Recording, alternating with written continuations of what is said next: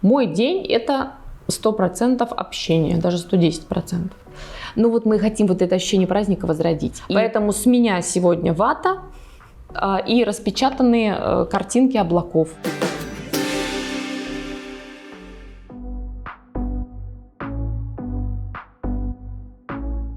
Доброе утро, Светлана Сергеевна. Расскажите, Удмуртия к выборам готова?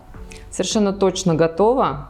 Наконец-то, вот-вот, впереди у нас самый главный итог, да, огромной трехмесячной кампании – это дни голосования.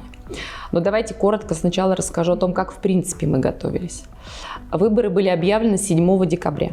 И с этого момента началась активная работа, вот без преувеличения сказать, тысяч людей. Но достаточно только той цифры, что в избирательных комиссиях Удмуртской республики трудится более 11 тысяч человек. Это огромная армия профессионалов, людей, которые искренне любят свою работу и с огромной ответственностью к ней относятся, что очень важно.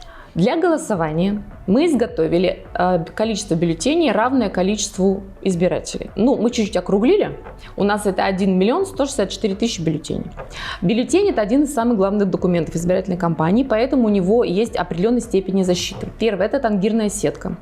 Все, кто получит бюллетень, увидят, что такое мелко-зернистая зеленая сеточка нанесена и на бюллетени для каибов, и на бюллетени обычные.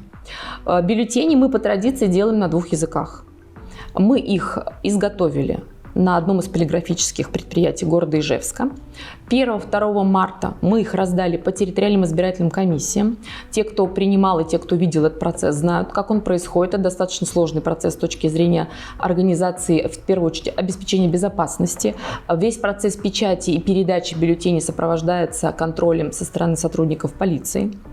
1-2 марта мы раздавали их территориальным избирательным комиссиям, и в сопровождении сотрудников полиции они отправились в ТИКи, в территориальные комиссии, во все 34 муниципальных образования. Там они лежат на хранении до 13 марта. 13 марта вместе в сопровождении сотрудниками полиции мы их перевозим в участковую избирательную комиссию. И с этого момента сотрудники полиции заступают на круглосуточную охрану в помещениях участковых избирательных комиссий, и все, собственно, начинается основной процесс. Расскажите вообще, Светлана Сергеевна, как проходит ваш день, вот, допустим, с самого утра? Мой день – это 100% общения, даже 110%. Совещания. Сейчас, именно вот в этот период, последние пару недель, 2-3 недели перед днем голосования, очень много выездных встреч и совещаний именно выездных. Например, едем в коллектив.